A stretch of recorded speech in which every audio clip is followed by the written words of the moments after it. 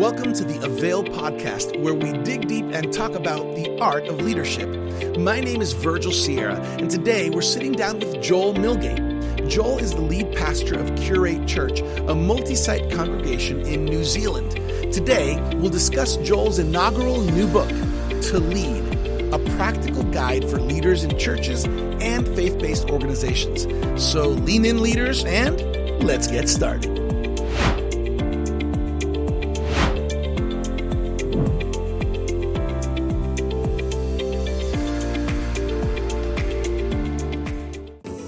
Welcome back, everybody, to another episode of the AVAIL podcast, where we dig deep and talk about the art of leadership. It is a pleasure and an honor to be here once again. My name is Virgil Sierra, lead pastor of Vertical Church, aka Iglesia Vertical in South Florida. We are one church, two languages. I'm your host for this amazing podcast where we talk to amazing leaders who are doing amazing things. Today, we have the privilege and honor of sitting down with none other than Pastor Joel Milgate, all the way from New Zealand. Pastor Joel, it's good to have you here on the AVAIL podcast. Thank you so much. I'm excited to be here. What a privilege and honor it is. And it's good to see you again after all of these years. Yeah, we were just talking about how we met in Bogota, Colombia, South America, probably 5 years prior to this recording in the year 2018. And here we are connected again for God's kingdom, for God's work. And I'm excited to talk about leadership with you, Pastor Joel, where, of course, we're going to talk about your new book, which is your inaugural book, To Lead. Before we jump into that, I would love for our AVAIL audience to get to know you a little bit. Tell us a little bit about yourself. Oh, thank you. My name's Joel. I am here in New Zealand, a long way away, no doubt, for many of the listeners on the other side of the world, the home of Lord of the Rings, which is normally what people know New Zealand for. Me and my wife, Katie, we got 4 kids. Actually, the oldest is 21. We got a 16-year-old, a 13-year-old, a 10-year-old. The ages keep changing, which is always hard to keep up with as a dad, but love them. And we've been in ministry for about 17 years, most of our adult life, and we've been the senior pastors of Curate Church for 12 years. So we became pastors at the ripe old age of 25, which I do not recommend to anyone. Hey, well, all I know is that some of us get called into ministry young, which means it's a life of continuous learning and leading. And we learn not just by the successes, but by the challenges and the mistakes along the journey. Man, I love this, Pastor Joel. I think it's a great opportunity to just learn. Those 17 years of ministry have not been in vain. And I think that's why this book was born, To Lead, a practical guide for leaders in churches and faith-based organizations. Another beauty from AVAIL. Can you believe that it's out, Pastor Joel? Talk to us about this journey. Why To Lead? Why did you write this book? What's the heart behind it, and how does it feel that it's here? Oh, yeah, thank you. Well, I love God, obviously, and I really love his church. And I love leaders because leaders really make the church what it is. And so I know that most of our volunteer leaders in churches, they're the people really doing the work. They're the people pastoring people. They're the people helping people. They're the people journeying with people, mentoring people. They're the people running the ministries. And most of them don't pick up leadership books, many leadership books. It's more like senior pastors, or people in paid sort of leadership. And so I wanted to write something for the people who wouldn't normally read a leadership book, take a whole bunch of stuff I've learned over the years so that these leaders can create really healthy spaces around them, and that can contribute to the healthy churches, healthy organizations. And it's maybe the only good thing to come out of COVID for me. In some of our serious lockdowns in New Zealand, it gave me a little bit of time to just be like, what have I been teaching leaders over the years that's really helped and worked? And I'll take some time to write some coffee chapters so people can sit down and maybe do it in their devotional time and grow their leadership. I love that. I love that. And it's so true. It's impossible for the lead pastors of a church or the lead pastor to do everything. It's impossible for a small group of people, especially when the church is growing and thriving. You really lean on people who have a calling to serve the Lord and at every level of the organization. So I love that you're kind of, it seems like you're putting the cookies on the bottom shelf, so to speak. You're bringing something that everyone can consume. Let me just mention, I was intrigued by how the book starts. You have this introduction, which basically asks this one question: am I doing this right? Talk to us a little bit about why you started it that way. Well, I think I started my leadership journey young. Like I didn't grow up like a leader. Nobody would have looked at me at high school and thought, there's a natural born leader, right? I was shy. I sort of shunned away from responsibility. I was never picked as the captain of any team. I didn't win speech competitions or run for class president or anything like that. But something changed when I met Jesus. And I didn't grow up in a Christian home, but I met him in the teenage years, in the later teenage years. And something got awakened in me. And so I've just been on that journey. But along that journey in different roles, I remember leading my first small group or having to lead, different things at youth camps and that. And I'll just be like, I'll be consumed with this idea. Am I doing this right? Am I getting it wrong? Like, do I know what I need to know? Do I have the right answers? Somebody sitting down to lead a small group or a connect group or whatever you call them in your church is sort of like, man, you get everybody around for that first time. You've you've set the space, but then you're like, man, am I going to be able to manage the over talkers, the under talkers? Am I going to be able to turn these strangers into friends and family?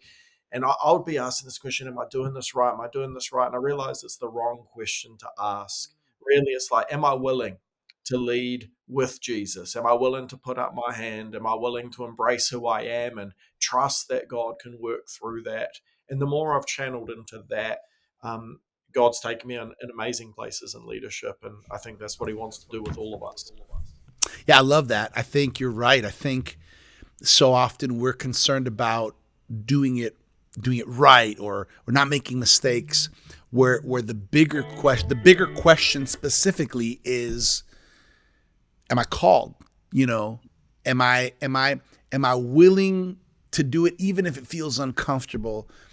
Would you agree, Pastor Joel, in your experience, that a lot of people kind of feel that way at the beginning? I think everybody feels that way. I think I'd be wary if somebody didn't, probably. There's something healthy about feeling like you can't do it. There's something humble about that. There's something that's a posture of humility to not assume you can, but that you need something of God.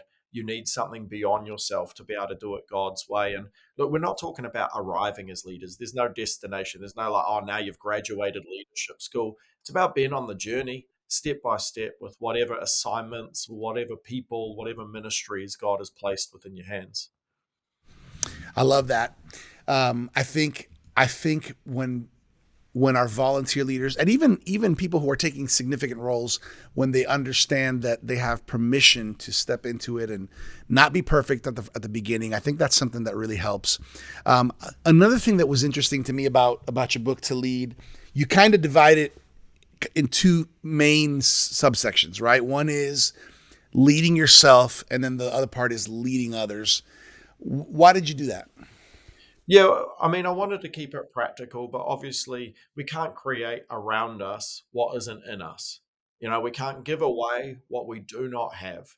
And so when it came to leadership, it's like, well, before we get into some of the practical things in that back end of the book about leading others, how to recruit people into what you're doing, how to care for people, how to build vision, build culture, these sorts of things. It's like, actually, there's a bunch of things we need to attend to in ourselves first when we learn to lead ourselves, there's many of those things that are transferable to others. So really wanted to dig in on that because something I'm real passionate about people understanding is that who you are as the leader will be the biggest difference maker in your leadership. It's not technique. The technique can be learned by anyone. That's not what separates the great leaders. It's us first becoming people who are strong in Christ, who are healthy in character, who are prayerful, who know the word, who are grounded in those things. It's our example, as Paul would say to Timothy, set an example, you know, above all else. And so that's why I divvied it up that way. Yeah, I like that, and specifically, some of those chapters in leading yourself um, do also lean into the spiritual aspect, right? To lead us to pray, to lead us to grow in the Word. Have you ever noticed this in your journey, Pastor Joel? That sometimes we kind of get excited about the leadership part, but we forget that we need to invest in the kind of the spiritual part, especially as spiritual leaders. I have found myself, my wife and I, we've learned along the journey making mistakes where maybe we saw great potential and great leadership capacity in someone, but they weren't yet spiritually ready. Have you seen that? Have you run into that? Yeah, absolutely. And I think like this is the temptation in our sort of more Western cultures, right? Is we're very pragmatic. We pride ourselves on pragmatic. There's no problem that can't be solved with a process. And there's some great aspects to that, but leadership's much deeper than that, right? And that people pick up on who we are. That's what gets caught. That's the mysterious part of it. I mean, I think of Timothy pastoring the church in Ephesus, sent there by his father in the faith, Paul. By all accounts, it's a huge church. Depends which historians you read. Some say up to 60,000. Some, even if it's 10% of that, it's that's a big church that's meeting in homes. It doesn't have, WhatsApp Messenger to communicate. It doesn't, and so Timothy steps in to lead that, and Paul writes him a letter. And I've been to a lot of leadership conferences, and they tell me a lot of pragmatic things to do, and there's a place for that. I'm not getting down on that. There's a place for that. We need that stuff. But it's interesting that none of that sort of advice is in Paul's letters. Paul really focused on who Timothy is, how he's walking that out in himself, and those verses in 1 Timothy 4, verse 12. Don't let anyone look down on you, but instead set an example for the believers. I just think that's a great call to leadership. Got to be an example above all else. Um, we got to have a faith that other people can catch, can follow, can glean from. Got to have a depth of spirit, a depth of a well with the Lord. That means there's enough water for others. Yeah, that's good. Can you remember as you kind of think back? Because I imagine as you were writing this book, a lot of it was a little bit of introspection, processing, right?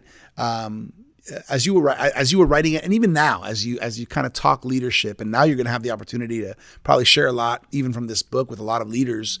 In your journey, your leadership journey, where what were maybe a couple of those key moments, or what was a significant moment in your leading yourself journey, whether it was realizing, man, I need to be an example, or realizing I need to learn. What was kind of maybe kind of an awakening, or a significant moment in your leading yourself journey? Yeah, that's a great question. The first thing that comes to mind is in 2020, in the midst of leading the church through COVID and all of those things, it actually come to the end of like 10 years of phenomenal growth in our church. And I fully hit the wall. I was fully burnt out.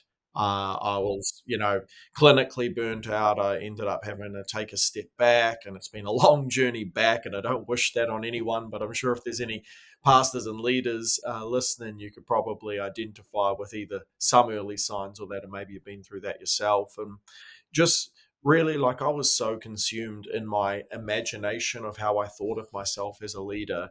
With like, I got to do the right things. I got to make sure all the ducks are aligned, the ministries are aligned together, and like once again, there's a place for all of that. But I was neglecting, and had been neglecting for several years, that the most important thing I can be to my congregation is an example of godliness, an example of flourishing, an example of sustainability, and an example of deep spirituality with God. That above every good strategy and vision is what's going to get created in our church. And so it was really those verses in Timothy. They really spoke to me about being an example, reading the scriptures, preaching the scriptures, being a person of prayer, and just going, actually, my primary task is to be an example to the people I lead.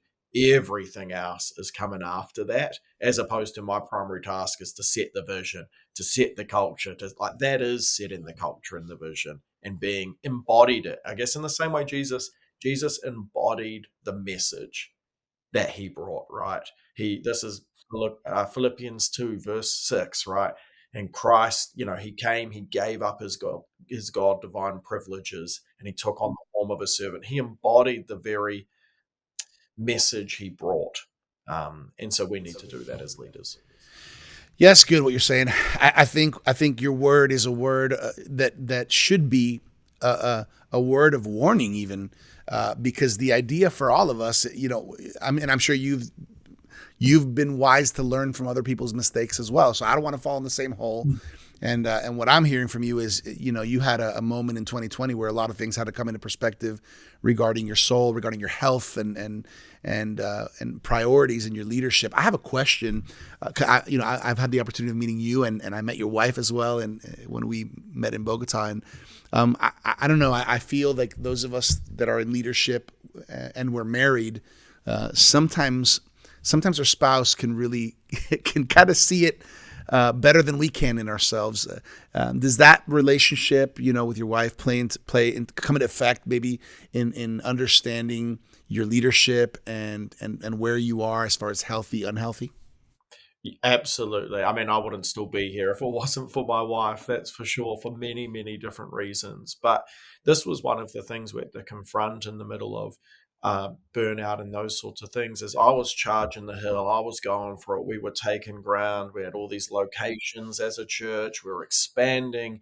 And one day my wife looked at me and said, I don't want this. I don't. Like, I want to serve the Lord. I want us to plant churches, but I don't want us to keep doing it this way. We're not going to be able to do it forever if we do it this way. And for me, being willing to slow down and in some ways let her set the pace, like in the sense of, like, if we're going to walk together, we have to walk at a pace we can both walk at. And just learning to, that requires a little bit of compromise on both sides, but it actually meant in this season a lot more from me, and trusting that actually if we, slow is smooth and smooth is fast, in that sort of sense. If we slow down, we might actually be able to be a greater release of what God wants to do. And I think people can identify with that. I think many of us probably have had, I don't want to assume where everyone's listening from, but models of ministry of just unsustainable paces, models of leadership that are more focused on what people can do for the church than about actually helping them really flourish in the Lord. And we're assuming if they're involved and then they're given and they're connected, that they're flourishing in the Lord. But it's more complicated than that. And being willing to ask those questions and pay attention to those things.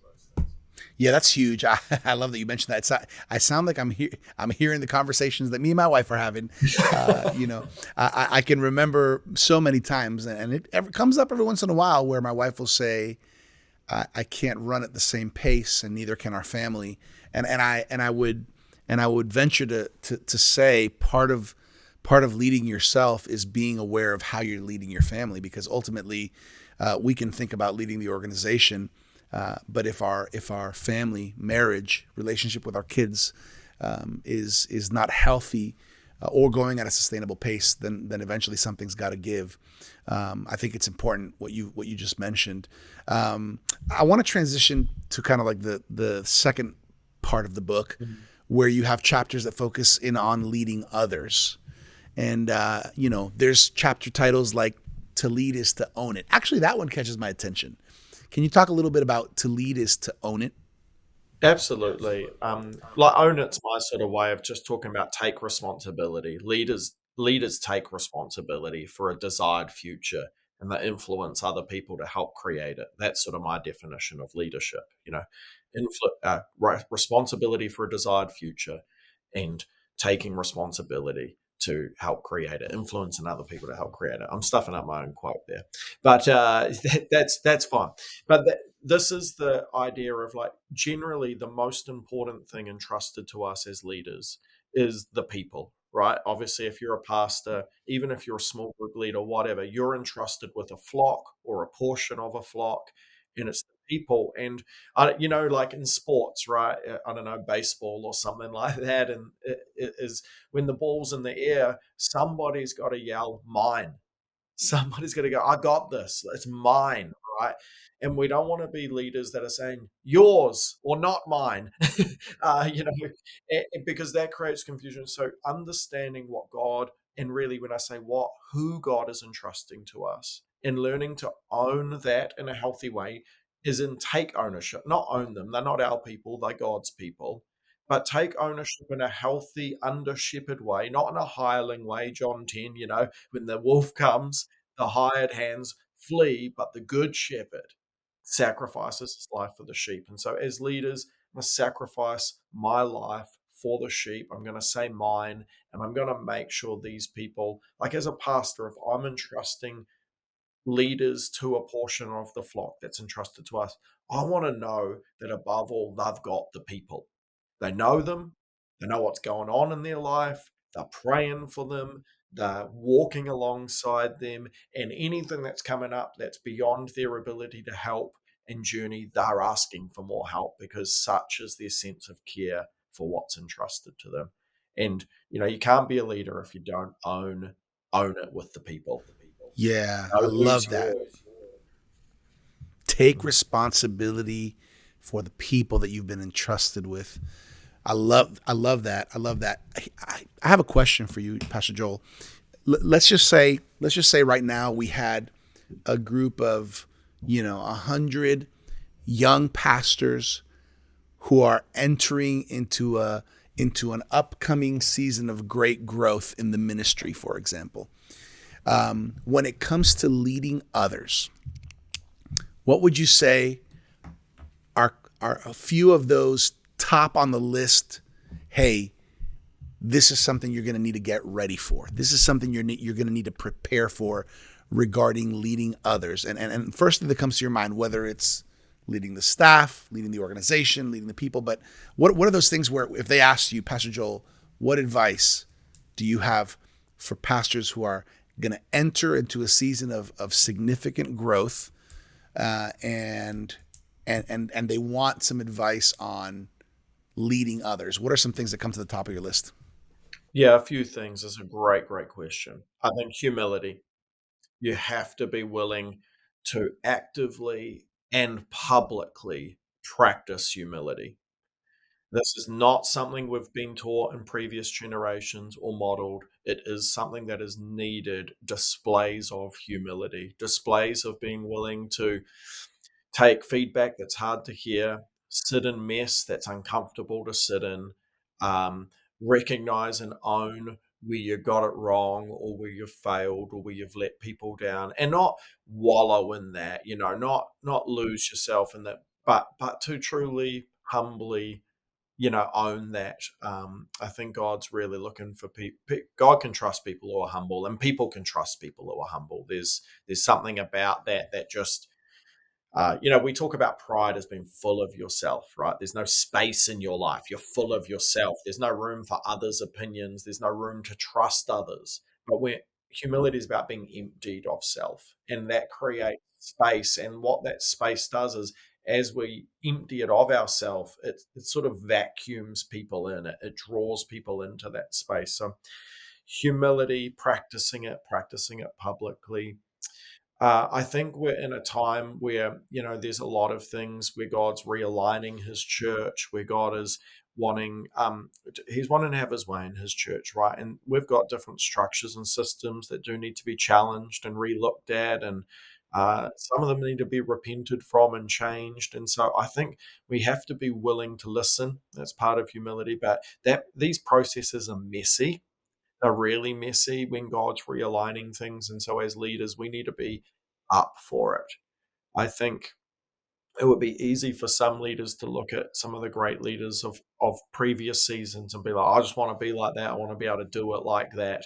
But I think there's something new that God is doing, and we have to be able to embrace some new things there. And I think this is a time too where we really need to equip the church, equip the people we're leading to follow Jesus 7 days a week. Understanding that most people's primary ministry is not church based activity, but is their scattered church based activity. It's their vocational life, it's their family life. And as pastors, we need to get way better at helping to lead people towards Jesus in everything that they do, rather than just trying to gather them into the house and get them busy in the house. We need to find ways to release them into the world where they can have a vibrant sense of purpose and spirituality out there. Yeah, I love that. One of the things I remember last year here at Vertical, we had a series called Connecting Sunday Faith to Monday Work, right? Connecting Sunday Faith to Tuesday Home, right? So I love what you're saying. I'm hearing here that your advice is humility. You need humility if you're going to enter a season of growth as a leader.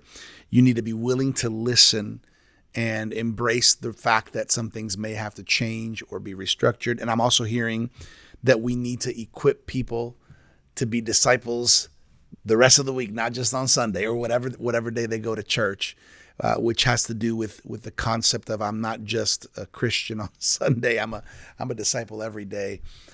This is huge. There's one of the chapters that you have that I also really like. I kind of like the way you've worded it. Is to lead is to shape culture. I know that there's a lot of talk about culture in leadership and organizations, and I'd love to hear a little bit of kind of your heart and your thoughts on to lead is to shape culture. Yeah, absolutely. I think, I've been about part of a lot of, once again, conferences, training things. We've talked a lot about culture, vision, values, what's our unique culture, what's our style, what's our whatever. That stuff's all cool, all good, all cool. I'm for that stuff. I think there's a lack of talking about what is kingdom culture and what is that supposed to look like in our churches and faith-based organizations. Because yes, we're going to have some unique marks. Yes, we're going to have some unique emphasis on the way that God is calling this unique group of people to express that. But it's all kingdom culture trumps any values we put on the wall, anything, and anything we do like that should only reflect kingdom culture. And we could look at kingdom culture lots of different ways. Obviously, we look to the person of Jesus. So we want to lead like Jesus above all else. How did Jesus lead? But we'll look at the fruits of the Spirit, might be another great place to look. And even just the first three, love, joy, peace, because without those, you can't create kindness, gentleness, anything else anyway. They're all expressions of love, joy, and peace. So I think when we're talking about culture, small group leaders, pastors, whoever, how do we foster kingdom culture? How do we foster this true fellowship? How do we foster a devotion to the Lord? How do we foster, conflict resolution that leaves people reconciled and filled with love, joy, peace? These are the great challenges, but if we're setting kingdom culture, doesn't matter what organization we're part of, we're setting the right culture. Mm-hmm. That's huge. I'd love to hear from you as you kind of look back at Curate Church, the church that you pastor, right? Can you give us maybe a practical example of a moment where you and your team really enacted on this on shaping kingdom culture and man, what a difference it made. Can you give us an example of maybe it was a moment where you shifted the way you did something or you changed the previous system to really kind of say we're going to give this importance, not so much the organizational culture but the kingdom culture aspect of the spiritual culture of the church. Yeah, I mean, I could. One example. I've got maybe two examples I'll give. One is a few years ago, we wanted to change some of our leadership structures, and from the way the church is governed at an eldership at a board level to the way the staff are structured and those sorts of things.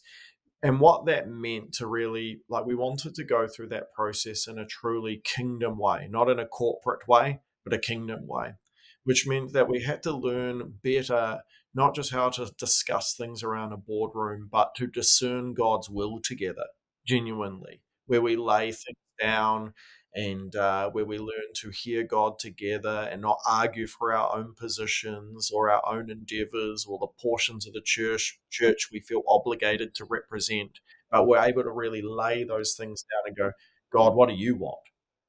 And so we had to bring in some people from the outside. I love Ruth Haley Barton's book about this, Pursuing God's Will Together.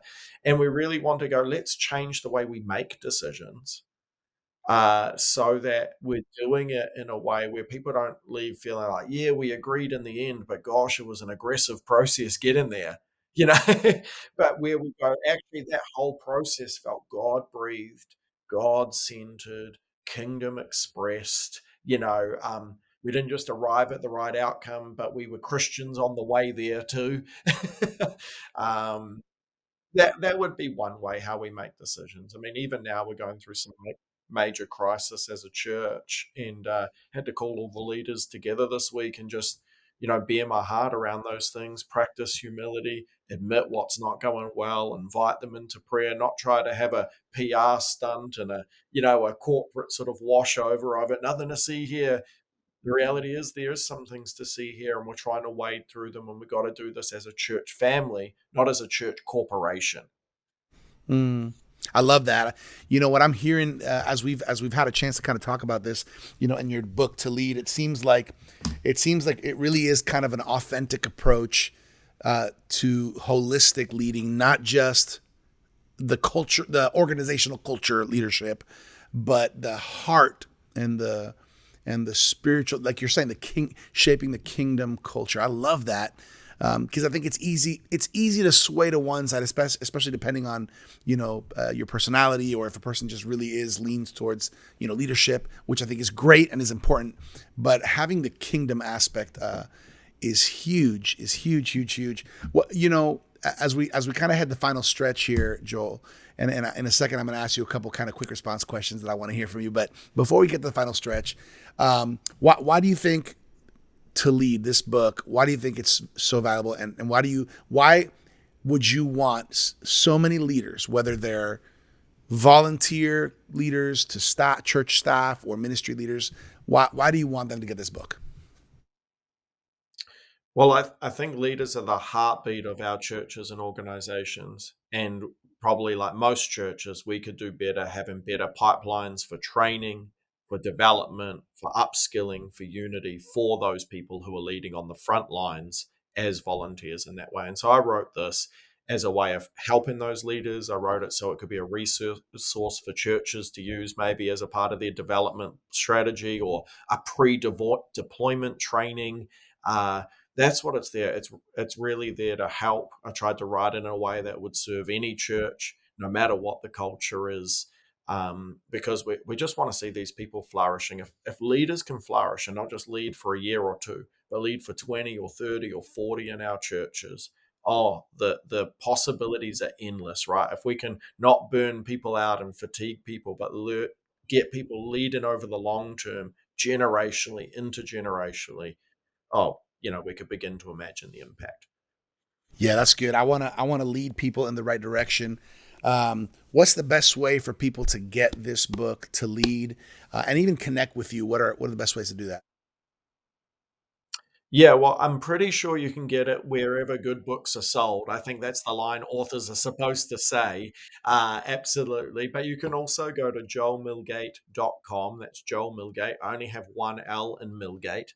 Joelmilgate.com. You can get that there. You can connect with us there. And I'm on social media and those sorts of things. I'm pretty sure it's just at Joel Milgate as well. And you can listen to different messages we have on YouTube and all sorts of things. That's very good. Joelmilgate.com, everybody. If people want to know more about the church in New Zealand, Curate Church, what's the website for that? I think it's curatechurch.com. So that should be all there too. I didn't tell you I was going to ask you that, so thank you for bringing that in. I'm going to mention this, Pastor Joel, just because we at AVAIL, our heartbeat is also Yeah. Christian leadership, right? If you're listening or watching right now, the AVAIL Journal, it comes out quarterly. As far as I'm concerned, it is the best Christian leadership magazine out there right now. The quality, the content. I just saw something in here. Look at that guy. I see here. Here he is. Woo! Here we are. Pastor And my good Joel friend has Michael a Murphy was on the cover yep, there. yep. And this is an article that you wrote in the most recent AVAIL Journal called Own It, Embracing the Sacred Trust of Leadership. Great, great content. The AVAIL Journal. By the way, everybody, we want you to try a free trial subscription by going to AVAIL Journal, where we're going to bless you with something on the front end. We'd love for you to do it. AVAILjournal.com. Would you agree, Joel, that the AVAIL Journal is a great resource for leaders? Absolutely. It's filled with so much gold. Look at even those issues behind you and the amazing people that have contributed. Yeah, they're amazing leaders and great content. AVAILjournal.com. All right, this is kind of a quick response as before we go to your final thought or final nugget, Pastor Joel. Real quick, what makes you laugh? All those funny memes online, all the memes. I especially love the ones that poke fun at the church and all of the things we find sacred. I enjoy it. Okay, here's another one. What do you do? What do you like to do for fun? I am a golfer and a surfer, and I'm pretty average at both, but I enjoy it. All right. What breaks your heart? So many things break my heart. Look, what breaks my heart is people far from Jesus above all else. Yeah. What excites you or encourages you about the future? I think God is moving through his church globally. He's doing something very special, and it looks pretty messy right now, but I think some beauty is going to rise from the ashes. I agree 100%. Pastor Joel, what do you want to leave on the AVAIL audience's hearts? We've had an opportunity to talk about your book, To Lead. It's been a great conversation. As we finish things off, what do you want to leave everybody with? I want to encourage people. I think I write about this at the end of the book, around saying yes to the call of leadership, but learning to treat the call like a dimmer switch, not like an on and off switch. Life is hard. It's hard to follow God for the distance. That's why the Bible calls us to endure. And as leaders with the different pressures and changes in seasons, we're so tempted at times to go to bow out, to flick the off switch. I can't keep doing this. But I want to encourage you to ride the dimmer switch. There might be times that you've got capacity and you wind it right up bright, and there's other times that you wind it down.